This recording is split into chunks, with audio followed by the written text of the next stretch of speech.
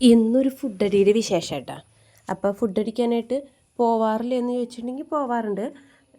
ഞാനും ഇച്ചായനും പിള്ളേരും അല്ലെങ്കിൽ അമ്മ അങ്ങനെ പോവാറ്. ഇന്നിപ്പോൾ ചേച്ചിയും പിള്ളേരും ഒക്കെ ഉണ്ട് കേട്ടോ. അപ്പോൾ അങ്ങനെ ആലിബേബയിൽ ഫുഡടിക്കൽ മാത്രമല്ല കേട്ടോ ലക്ഷ്യം, ഒരു സിനിമയുണ്ട്. അങ്ങനെ ആലിബാബയിൽ ഫുഡടിക്കാൻ കയറിയതാണ്. അപ്പോൾ ഫുഡടിക്കാൻ ചെന്നപ്പോൾ ഇച്ചിരിയും കൂടി സമയമുണ്ടെന്ന് പറഞ്ഞു ഭക്ഷണം കിട്ടാൻ. അപ്പോൾ ആ നേരം കൊണ്ടുള്ള കോപ്പറാട്ടികളാട്ടോ. അപ്പോൾ അവൻ അതിൻ്റെ ഇടയ്ക്ക് ഓരോന്ന് കാണിക്കുക.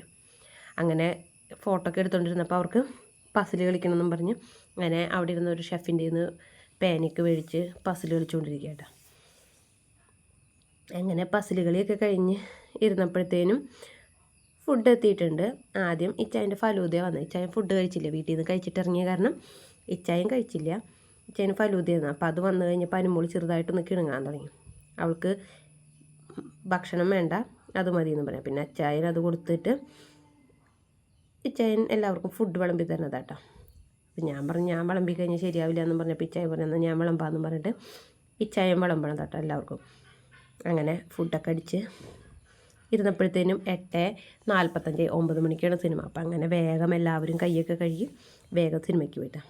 അപ്പോൾ സിനിമയുടെ വിശേഷം നമുക്ക് അടുത്ത വീഡിയോയിൽ കാണാം. അപ്പോൾ ഇഷ്ടപ്പെട്ടാൽ ലൈക്ക് ചെയ്യുക, ഷെയർ ചെയ്യുക, കമൻറ്റ് ചെയ്യുക. ബായ്, ടാറ്റാ.